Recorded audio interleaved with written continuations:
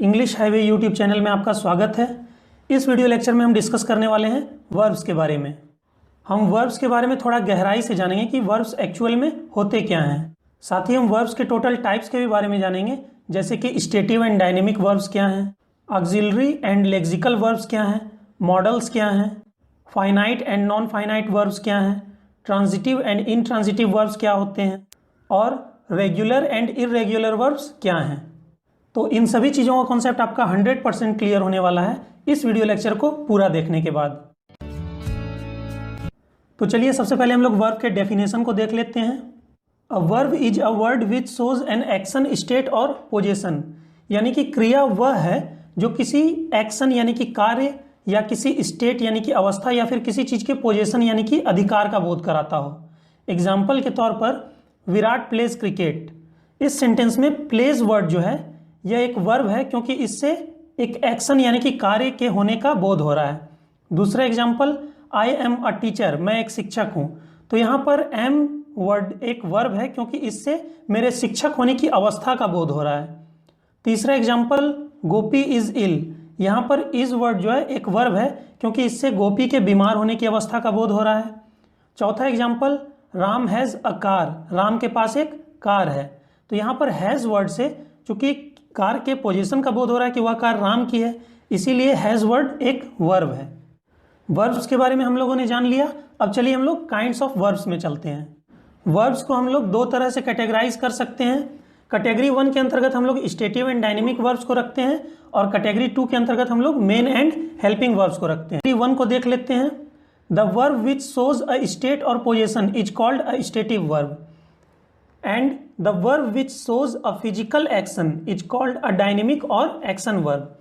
यानी कि वैसे वर्ब जिससे किसी चीज के स्टेट या फिर पोजीशन यानी कि अवस्था या फिर अधिकार का बोध हो, उन्हें हम लोग स्टेटिव वर्ब के अंतर्गत रखते हैं। और वैसे वर्ब जिससे किसी चीज के फिजिकल एक्शन का बोध होता हो, उसे हम लोग डायनेमिक या फिर एक्शन वर्ब के अंतर्गत रखते हैं। एग्जाम्पल के तौर पर आई एम अ टीचर, इस सेंटेंस में एम वर्ब जो है एक स्टेटिव वर्ब है क्योंकि इससे एक स्टेट का बोध हो रहा है, एक अवस्था का बोध हो रहा है। दूसरा एग्जाम्पल गोपी इज इल, यहाँ पर भी इज वर्ड जो है एक स्टेटिव वर्ब है क्योंकि इससे भी गोपी के बीमार होने की अवस्था का बोध हो रहा है। लेकिन आई प्ले क्रिकेट, यहाँ पर प्ले वर्ब जो है एक डायनेमिक वर्ब है क्योंकि इससे क्रिकेट खेलने का बोध हो रहा है जिसमें एक फिजिकल एक्शन निहित है। सी इज कुकिंग, यहाँ पर भी कुकिंग वर्ड जो है एक डायनेमिक वर्ब है। आई लाइक चॉकलेट, मुझे चॉकलेट पसंद है। तो क्या मैं कोई काम कर रहा हूँ, कोई फिजिकल एक्शन कर रहा हूँ? नहीं। 2 को देखिए जिसके अंतर्गत मेन एंड हेल्पिंग वर्ब्स आते हैं। The verb which is of main importance in the sentence is called the main verb. जैसे आई रीड, इस सेंटेंस में रीड वर्ब का मेन इंपॉर्टेंस है, इसीलिए यह एक मेन वर्ब है। दूसरा एग्जाम्पल राम इज प्लेइंग। अब यहाँ पर इज और प्लेइंग दो वर्ब्स हैं, लेकिन प्लेइंग वर्ब का मेन इंपॉर्टेंस है, इसीलिए ये मेन वर्ब है। राम इज इल, अब यहाँ पर तो एक ही वर्ब है इज, इसीलिए इसी की इंपॉर्टेंस होगी, इसीलिए इज वर्ब जो है यहाँ पर मेन वर्ब है। दे वर एब्सेंट, वे लोग अनुपस्थित थे। अब यहाँ पर एक ही वर्ब है वर, इसीलिए यहाँ पर सिर्फ इसी की इंपॉर्टेंस होगी, इसीलिए वर जो है यहाँ पर एक मेन वर्ब है। मेन वर्ब को हम लोग प्रिंसिपल वर्ब या फिर ऑर्डिनरी वर्ब या फिर लेक्सिकल वर्ब्स भी कहते हैं, जिसका कि हिंदी में अर्थ होता है मुख्य क्रिया। अब चलिए हम लोग हेल्पिंग वर्ब्स को देख लेते हैं, जिसको कि ऑक्सिलरी वर्ब भी कहा जाता है, जिसका अर्थ होता है सहायक क्रिया। The verb which helps the main verb to form a tense, voice और mood is called a helping verb. यानी कि वैसे वर्ब जो कि किसी सेंटेंस में टेंस, वॉइस या फिर मूड फॉर्म करने के लिए मेन वर्ब की हेल्प करते हो, उसे हम लोग ऑक्सिलरी वर्ब या फिर हेल्पिंग वर्ब कहते हैं। जैसे I am reading, I was reading, I और विल रीड। इन सेंटेंसेस में एम, वॉज, शैल, विल ये सब वर्ब्स जो हैं हेल्पिंग वर्ब्स हैं क्योंकि ये मेन वर्ब रीडिंग की हेल्प कर रहे हैं टेंसेस फॉर्म करने में। आई एम रीडिंग मैं पढ़ रहा हूँ प्रेजेंट टेंस में है, आई वॉज रीडिंग मैं पढ़ रहा था पास्ट टेंस में है, और आई शैल या विल रीड मैं पढ़ूंगा ये फ्यूचर टेंस की बात है। अब ये वॉइस फॉर्म करने में भी मेन वर्ब की हेल्प कर सकते हैं। जैसे राम इट्स अ मैंगो, इसको अगर हम लोग पैसिव वॉइस में चेंज करें तो हमारा सेंटेंस बन जाएगा a mango is eaten by Ram. अब ये मूड फॉर्म करने में भी मेन वर्ब की हेल्प कर सकते हैं। जैसे कि इट मे रेन टुडे, आज बारिश हो सकती है। अब आई एम नॉट 100% श्योर कि आज बारिश होगी, ऐसा लग रहा है, ऐसा मूड हो रहा है कि बारिश होगी। उसी तरह दे शुड गो, उन्हें जाना चाहिए, तो ये मेरा मूड कह रहा है कि उन्हें अब जाना चाहिए, इसीलिए मे और शुड ये सब मूड दिखाने के काम में आ रहे हैं और ये मेन वर्ब रेन और गो की हेल्प कर रहे हैं मूड फॉर्म करने में। तो इस तरह के एक्सिलरी वर्ब को हम लोग मॉडल्स कहते हैं। अब एक्सिलरी या हेल्पिंग वर्ब्स की कुल संख्या 28 है, जिनमें से पहले 15 प्राइमरी एक्सिलरीज कहलाते हैं और अगले 13 मॉडल एक्सिलरीज या फिर मॉडल्स कहलाते हैं। इनमें से be, being, been, is, am, are, was, were ये वर्ब टू बी के डिफरेंट फॉर्म्स हैं। हैव, हैज, हैड, हैविंग ये सब वर्ब टू हैव के डिफरेंट फॉर्म्स हैं और डू, डज, डिड ये सब वर्ब टू डू के डिफरेंट फॉर्म्स हैं। मॉडल एक्सिलरीज या फिर मॉडल्स के अंतर्गत shall, will, can, may, should, would, could, might, must, ought to, used to, dare और नीड आते हैं। चूंकि ये किसी वर्ब के मूड बताने के काम में आते हैं, इसलिए इनको मॉडल्स कहा जाता है। मॉडल्स के बारे में डिटेल से जानने के लिए एक अलग वीडियो लेक्चर बनाई जाएगी, क्योंकि यह एक बहुत ही इंपॉर्टेंट टॉपिक है। अब यहाँ पर 3 बातें आपको ध्यान रखनी है। नोट 1, यदि किसी वाक्य में एक ही वर्ब है तो वह मेन वर्ब कहलाएगा। जैसे आई एम अ टीचर, इस सेंटेंस में एक ही वर्ब है एम, तो यह एक्सिलरी वर्ब नहीं बल्कि मेन वर्ब है। सी इज इल, यहां पर भी एक ही वर्ब है इज, इसलिए यह मेन वर्ब है, एक्सिलरी वर्ब नहीं है। अब आई हैव अ कार, यहां पर भी एक ही वर्ब हैव है, इसलिए यह भी एक मेन वर्ब है, एक्सिलरी या फिर हेल्पिंग वर्ब नहीं है। नोट 2, यदि किसी वाक्य में 2 या 2 से अधिक वर्ब्स एक साथ हैं तो सबसे अंत में आने वाला वर्ब मेन वर्ब कहलाएगा और अन्य वर्ब्स हेल्पिंग वर्ब्स कहलाएंगे। जैसे I am reading a book, मैं एक किताब पढ़ रहा हूं, यहां पर रीडिंग मेन वर्ब है और एम हेल्पिंग वर्ब है।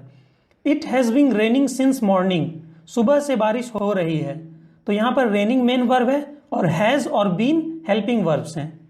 नोट 3, मॉडल्स का प्रयोग सिर्फ हेल्पिंग वर्ब्स के ही रूप में किया जा सकता है, मेन वर्ब्स के रूप में नहीं किया जा सकता। अब ऐसा क्यों होता है, इसके बारे में मॉडल्स के वीडियो लेक्चर में आपको डिटेल से समझाया जाएगा। चलिए, एक्सिलरीज के दोनों टाइप्स को हम लोगों ने देख लिया। अब हम लोग मेन वर्ब्स के सारे टाइप्स को देखते हैं। मेन वर्ब को हम लोग 3 तरह से कैटेगराइज कर सकते हैं। कैटेगरी 1 के अंतर्गत finite and non finite verbs आते हैं, कैटेगरी 2 के अंतर्गत ट्रांजिटिव एंड इनट्रांजिटिव वर्ब्स आते हैं और कैटेगरी 3 के अंतर्गत रेगुलर एंड इरेगुलर वर्ब्स आते हैं। सबसे पहले कैटेगरी 1 को देखिए। The verb which change its form according to the subject and the tense of the sentence is called a finite verb. यानी कि वैसे वर्ब्स जो कि सेंटेंस के सब्जेक्ट या फिर टेंस के अनुसार अपने फॉर्म को चेंज कर लेते हैं, अपने रूप को चेंज कर लेते हैं, वैसे वर्ब को हम लोग फाइनाइट वर्ब कहते हैं। एग्जाम्पल के तौर पर I play cricket, he plays cricket, he played cricket. अब यहाँ पे फर्स्ट और सेकेंड सेंटेंस में आप ध्यान दीजिएगा तो यहाँ पर आप पाइएगा कि सब्जेक्ट चेंज हो जाने के कारण वर्ब का भी फॉर्म चेंज हो गया है। जैसे सब्जेक्ट आई से ही हो गया है तो वर्ब भी प्ले से प्लेज हो गया है। और अगर सेकेंड और थर्ड सेंटेंसेस पर आप ध्यान दीजिएगा तो आप पाइएगा कि सब्जेक्ट तो वही है लेकिन टेंस चेंज हो जाने के कारण वर्ब का फॉर्म चेंज हो गया है, प्लेज से प्लेड बन गया है। तो इस तरह के वर्ब को हम लोग फाइनाइट वर्ब कहते हैं। अब नॉन फाइनाइट वर्ब्स को समझिए। The verb which is not affected by the subject और tense of the sentence is called a non finite verb. जैसे I want to play, he wants to play, he wanted to play. यहां पे आप देख सकते हैं कि तीनों सेंटेंसेस में चाहे सब्जेक्ट चेंज हो जाए या फिर टेंस चेंज हो जाए, वर्ब टू प्ले नहीं बदल रहा है। हालांकि वर्ब वांट बदलते जा रहा है, तो वांट वर्ब यहां पर एक फाइनाइट वर्ब है, लेकिन वर्ब टू प्ले एक नॉन फाइनाइट वर्ब है। और इस तरह के नॉन फाइनाइट वर्ब को हम लोग इन्फिनेटिव कहते हैं। इन्फिनेटिव का मतलब होता है सामान्य या साधारण, और यह वर्ब की बेम होती है। अब दूसरे तरह के एग्जाम्पल को देखिए। Walking is an exercise, playing is good for health. यहां पर आप लोग ध्यान दीजिए कि वॉकिंग और प्लेइंग जो वर्ब्स हैं इनका प्रयोग हम लोगों ने नाउन की तरह किया है। तो जब आईएनजी वर्ब नाउन की तरह कार्य करते हैं तो इनको हम लोग जेरंड कहते हैं और ये भी नॉन फाइनाइट वर्ब के अंतर्गत आते हैं। जेरंड का हिंदी में अर्थ होता है क्रियावाचक संज्ञा, यानी कि वैसी क्रिया जो कि संज्ञा की तरह कार्य करती हो। अब एक और तरह के एग्जाम्पल को देखिए जिनको कि हम लोग पार्टिसिपल कहते हैं। I am playing, he was playing. यहाँ पर भी टेंसेज या सब्जेक्ट के बदलने से प्लेइंग वर्ब में कोई भी फर्क नहीं पड़ रहा है। तो इस तरह के आईएनजी फॉर्म वाले वर्ब को हम लोग प्रेजेंट पार्टिसिपल कहते हैं। अब एक और तरह के पार्टिसिपल को देखिए there is a broken table in this room, there was a broken table in this room. इन दोनों सेंटेंसेस में भी आप देख सकते हैं टेंसेस चेंज हो गए हैं, लेकिन ब्रोकन जो वर्ब है वह सेम ही है। तो इस तरह के नॉन फाइनाइट वर्ब को हम लोग पास्ट पार्टिसिपल कहते हैं, और यह भी पार्टिसिपल के ही अंतर्गत आता है। को देखिए जिसके अंतर्गत ट्रांजिटिव एंड इनट्रांजिटिव वर्ब्स आते हैं।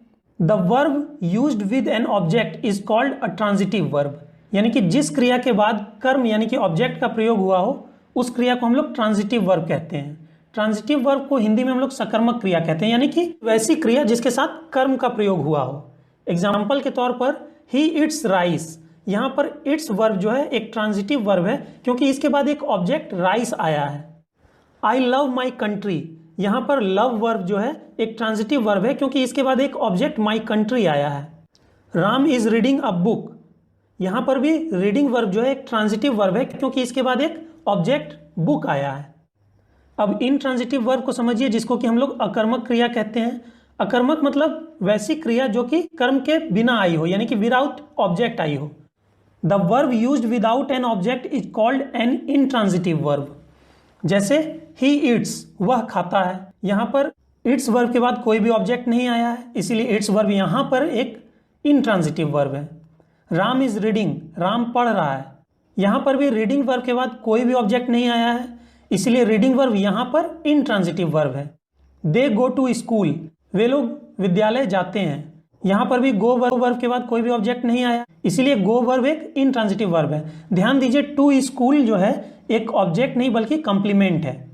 आई रन फास्ट, मैं तेज दौड़ता हूँ, यहाँ पे भी रन वर्ब के बाद कोई भी ऑब्जेक्ट नहीं आया है। फास्ट जो है एक एडवर्ब है, इसीलिए रन वर्ब यहाँ पर एक इनट्रांजिटिव वर्ब है। अब एक बात हमेशा ध्यान रखिए कि कुछ ऐसे वर्ब्स हैं जिनके बाद ऑब्जेक्ट्स कभी भी नहीं आते हैं और वे हमेशा इनट्रांजिटिव वर्ब के रूप में प्रयुक्त होते हैं, जैसे गो, कम, सिट, स्लिप, डाई एटसेट्रा। अब कैटेगरी नंबर 3 को देखिए जिसके अंतर्गत रेगुलर एंड इररेगुलर वर्ब्स आते हैं। रेगुलर वर्ब्स को हम लोग नियमित क्रिया कहते हैं। जिस वर्ब के सेकेंड और थर्ड फॉर्म यानी कि पास्ट फॉर्म और पास्ट पार्टिसिपल फॉर्म को डी या ईडी लगाकर बनाया जा सकता है उसे हम लोग रेगुलर वर्ब्स यानी कि नियमित क्रिया कहते हैं, क्योंकि वे डी या ईडी लगने के नियम का पालन करते हैं। जैसे play, played, played, laugh, laughed, laughed. इस तरह के वर्ब के पास्ट फॉर्म और पास्ट पार्टिसिपल फॉर्म को आप लोग देख सकते हैं कि सिंपली ईडी जोड़कर बना दिया गया है। तो इस तरह के वर्ब को हम लोग रेगुलर वर्ब्स कहते हैं। अब इररेगुलर वर्ब्स को समझिए जिसको कि हम लोग अनियमित क्रिया कहते हैं। जिस वर्ब के सेकेंड और थर्ड फॉर्म को डी या ईडी लगाकर नहीं बनाया जाता है उसे हम लोग इररेगुलर वर्ब्स कहते हैं। जैसे go, went, gone, eat, ate, eaten. यहाँ पर आप देख सकते हैं कि तीनों फॉर्म्स अलग हैं। Bring, brought, brought, buy, bought, bought. यहाँ पर आप लोग देख सकते हैं कि सिर्फ 2 ही फॉर्म्स सेम हैं। Cut, cut, cut, put, put, put. यहाँ पे भी आप देख सकते हैं कि तीनों फॉर्म्स सेम हैं, लेकिन इनके पास्ट फॉर्म और पास्ट पार्टिसिपल फॉर्म को डी या ईडी लगाकर नहीं बनाया गया है। तो इस तरह के वर्ब को हम लोग इररेगुलर वर्ब्स के अंतर्गत रखते हैं। अब इररेगुलर वर्ब्स के सेकेंड और थर्ड फॉर्म को बनाने के लिए इंग्लिश ग्रामर में कोई नियम नहीं है। हालांकि इररेगुलर वर्ब्स टोटल वर्ब्स के 3 या 4% ही हैं, तो अगर हम इन 3 या 4% वर्ब्स को सीख लें तो हमारा काम बहुत ही आसान हो जाएगा। तो हमारी अगली वीडियो लेक्चर में आप इन्हीं इररेगुलर वर्ब्स के बारे में सीखने वाले हैं।